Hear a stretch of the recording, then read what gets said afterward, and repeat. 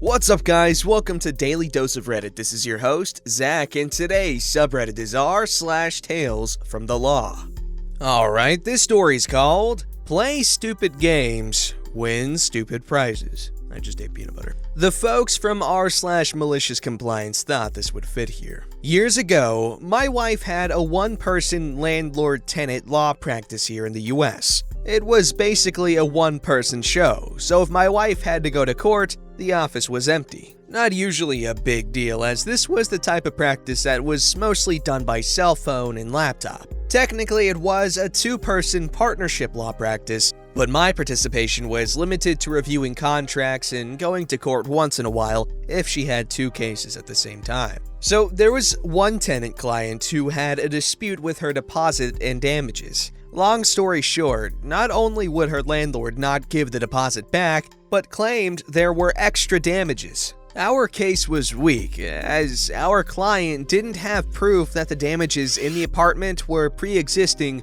or caused by external forces. A window was allegedly cracked by a tree branch from the outside. Now, in my state, if the landlord does not provide a detailed list of the damages or the deposit within 30 days, automatically the landlord has statutorily failed his or her role and now owes double the deposit. Guess who didn't comply with the statute? The now double deposit amount exceeded what the landlord was demanding, so we were willing to settle for the difference. Nope, mediation fails and we go to the judge. Now, before I continue, this landlord was an arrogant son of a boardwalk who did not know the law. He was a computer engineer who thought his didn't smell, and the rental was just a second investment property.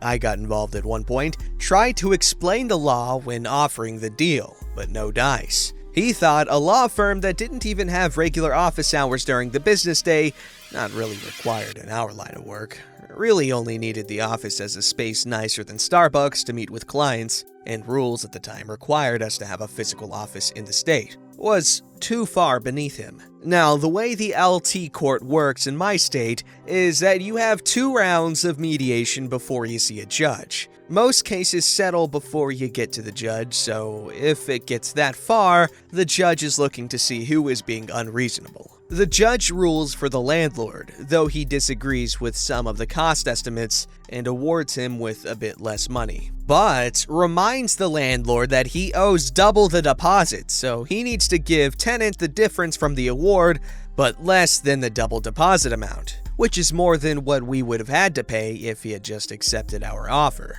Landlord doesn't agree with the judge's findings and appeals. Larger court filing fees for landlord right off the bat. When my wife gets the paperwork, she sees he screwed up the appeal. Since she wasn't his lawyer, she didn't have to tell him he screwed up. She didn't even have to respond to the court since the appeal wasn't properly submitted. Instead, she quietly put a lien on the property for the judgment, added a fee for the extra paperwork involving the fee, and went on her merry way. We never heard again about the appeal. Years go by. One day, we get an email from the landlord. By that time, we had actually closed up the physical office, as rules regarding physical offices in our state had eased to reflect that many smaller attorneys now can work remotely with just a laptop and a cell phone. On the rare occasion she needed a place nicer than Starbucks, my wife would borrow a conference room from one of our lawyer friends, asking us to remove the lien as he is selling the property. Gladly, just pay the judgment and fees. Landlord refuses and hires his own lawyer to fight us. This time, we have the strong case. We simply email the attorney the paperwork and how everything was proper on our end, and it's not our fault landlord tried to play lawyer without seeking legal advice. I'm not sure what the landlord told his attorney, but I like to think I could hear the attorney's eyes roll when he looked at our paperwork while realizing he just made a nice little piece of money for doing almost no work. Long story short, our client gets her money, we get our legal fee, and landlord gets a bill from the attorney that he hired that probably negated whatever the judge awarded landlord. Postscript. Someone in my original post asked why we didn't immediately move to force the landlord to sell the house to immediately satisfy the judgment. I forget why, this was quite a few years ago. There probably was a mortgage on the property that had seniority, and forcing a sale would have been more trouble than it was worth. It wasn't that much money, under $2,000, and the client was fine with waiting. Made a nice surprise when she finally got the money that we had all forgotten about. See, I have very limited experience with landlords. We used to live in this rental house. It was pretty nice, and the landlord was this really grumpy old guy who, was kind of a jerk. I'm curious, do y'all have any landlord stories where they were either really great or really poopy, like this guy, who seemed like kind of a dummy head jerk person? Alright, this story's called The Theater of Eviction. How I spent 20 minutes convincing a choosing beggar that laws are real. I'm a clerk on a Brazilian court, and I swear to God, everyone is crazy here. A citizen walks to the counter. He's an angry-looking male in his late 30s. I want to know if this eviction warrant is real. He has a very official court document in his hands. His fingers are bleeding and staining the paper, by the way. I think he punched someone on the way here. Yes, it is. And do they have the right to do that? Well, if the judge signed a freaking eviction warrant, then yes. But as the man is nervous and I hate to send people away just to have them come back later and annoy me again, I take a look at his lawsuit so I can explain how everything happened. It's a digital file, so it's easy to take a general look and understand the situation. After browsing through his case, I assure him that the homeowner has every right to do it. He then starts his personal drama. The owner has been threatening me via WhatsApp. That's why I'm not sure if this eviction is real. I can do nothing about that, sir. But it is. They are evicting us right now, but I decided to come here because I thought it was fishy. No one asked to listen to our side. Then this apparitor suddenly shows up. Yes, and it's real. The lawyer did that before. He said he would kick us out, but my mother-in-law put up a fight and made him leave. Can he really do this? She's an old woman. If you're not paying the rent, then yes. We only didn't pay the rent because we didn't know who to pay after the guy died, but we've been paying the property taxes. He doesn't pay them. Well, then you can sue him over that, and maybe get a discount on your debt regarding the rent. So I can't solve it here, now? Why do they always think that a few minutes talking to a mere court clerk will solve all their legal problems? No, you need to get a lawyer and documents proving that you paid those. A lot of people went to the house and claimed to be the owner. Who should I pay? That's why I didn't pay. You should pay to the one you signed the contract with. So I don't live in the house. I came here to see it for my ex-mother-in-law. My daughter lives there. The court apparator, I don't know how to pronounce things as a character, says she'll call the CPS on my kid. My kid is not unattended. She has everything. She has clothes. She's not starving. We're getting a new house right now. I just need more time. This is all too sudden. Oh, so his kid has everything. Except, apparently, a roof. When he says this is sudden, I explain to him that his ex-mother-in-law hasn't paid rent since early 2017, and that they were notified about the eviction many times before, over a year ago. The eviction, per se, only took this long because the plaintiff is also being sued by a third party who claims he does not own this property. Still, the tenants had to figure out who to pay instead of never paying since they moved. There's a special procedure for that. They could just send the money to a court account monthly until the real owner was established. The apparator isn't being impartial. She only listens to the owner's lawyer. She denies everything we say. She won't consider our side. Is that right? Can she do that? Why is she with him? I think it's very strange that they arrived together. Your side is that you haven't paid your rent since March 2017, dear. What else is there to hear? She's only following the judge's orders. They arrived together because the owner, or his legal representative, needs to be there with the apparator. You had the opportunity to explain your side back in 2017 when you got the subpoena. So she's actually from this court? No, she's a hired actor to antagonize and scare you. Yes. But, say, the apparitor is rushing us to move. This is too little time to get a new house. Those things take time, you know. We're doing all we can, but she doesn't have compassion. You know how moving houses is.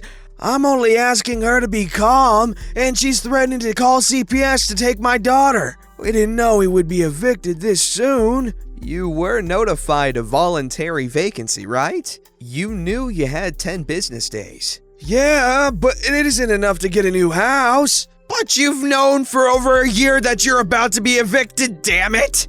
He then babbled some more about the apparitor calling the CPS on his kid. She'd only call the CPS to make sure your daughter is okay, sir. And she can't wait that long because she has plenty of other warrants to execute. Now that he was finally convinced that the eviction was real, he became the most annoying choosing beggar I have ever dealt with. But the owner only rented one moving truck. We have a lot of stuff. I've been asking him to get 2 more trucks, but he won't. It's my right to ask that, isn't it?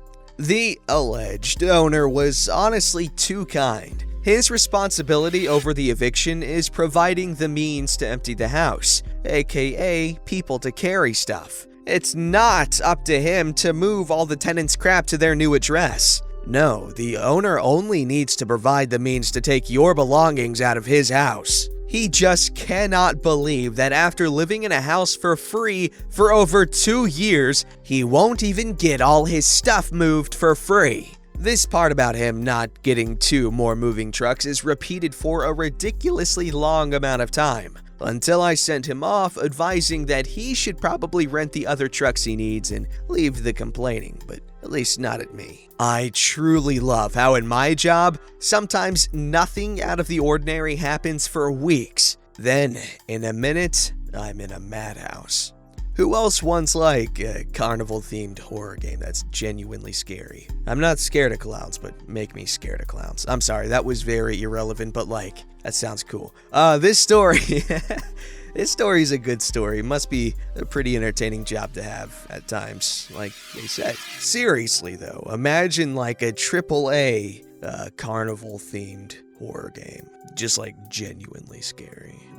Alright, this story's called A Public Hospital is Spending Thousands to Sue a Couple for Moral Damages. I'm a clerk in Brazil, and I'm constantly screaming, "What the frick?" at my computer screen. This is one of those times. So the first thing you need to know is that suing someone here is not like in the US. The plaintiff pays for everything until the other party is proven guilty. And if they don't have a house, a car, or a penny to their name, they'll just walk away unharmed, except for their credit score. To be honest, unless you're a bank or a big business, it's not worth suing people. The system is super lenient with the deadbeats or civil offenders.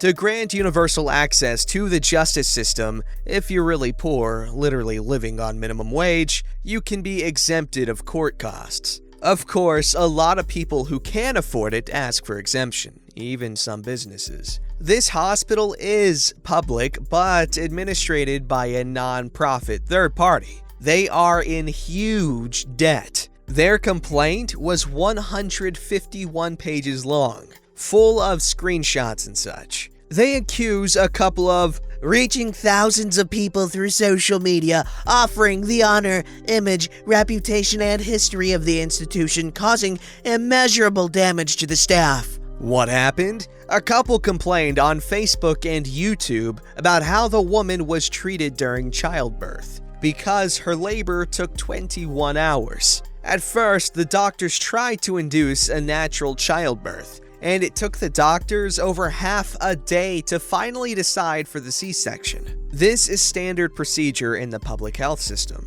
You can't demand a C-section if the doctor sees the possibility of avoiding it. Not only because the natural childbirth is cheaper, but also because C-sections are more risky and harder to recover from. This protocol is meant to preserve resources and the integrity of the mother's body. To summarize it, Everyone is being a bit crazy here. The couple makes awful accusations, but their complaints haven't reached a significant number of people. The hospital's lawyer, of course, is being super dramatic about how the population's trust on the hospital is completely shattered due to a little Facebook post. The couple's Facebook post had 52 reactions and 39 comments, while the YouTube video had 1,373 views since February and a few comments. Not thousands of people. It was this couple's first daughter, and they clearly underestimated how extremely hard childbirth can be. Obviously, the woman was hysterical. In the video, she said things like, "I suffered obstetric violence. The doctors are killing our children. The hospital directors cover it all up.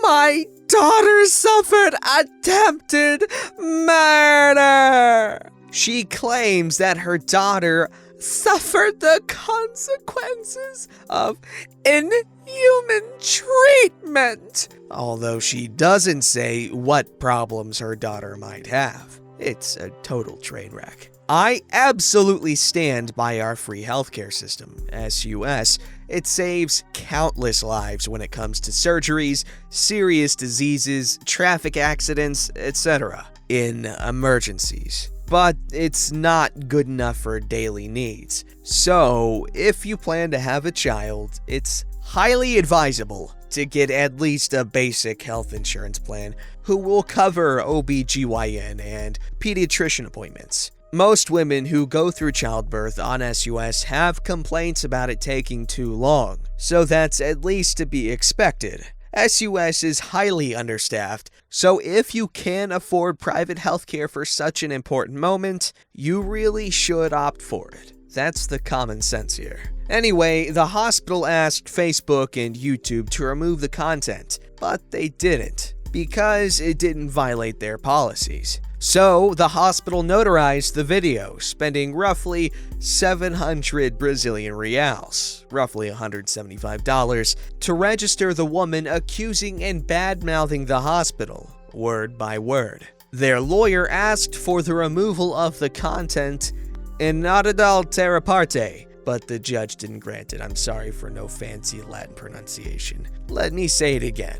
They are super butthurt about a video that got less than 1,500 views in 7 months. For that, the hospital is spending a lot of money on court costs, advocate hours, and stuff. They require the couple pays 50,000 Brazilian reals, or $12,500, in reparation, when everyone who works with lawsuits knows that, unless someone died, you don't get more than 10,000. Just so you know, if you ask for an X reparation and the judge decides for less than 50% of that, the court costs and paying the other lawyer are on you. This couple needed to resort to a public hospital for childbirth. You just know that even if the hospital wins, no money will come from that. The hospital is so damn screwed. Also, I wonder, so what if some people stop going to this public hospital? Doesn't it mean that they will save resources?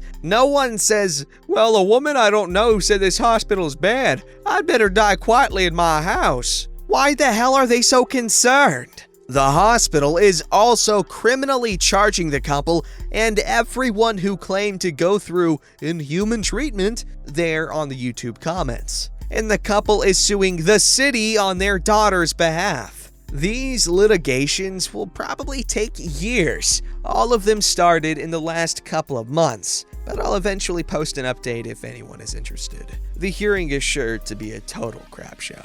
Honestly, this guy should be a show writer. Like, he should have a show based entirely on this. And a majority of it takes place in, his office or whatever the hell he works at, the counter thing. Would that not be really cool? I would watch it if it was just a bunch of stories like this.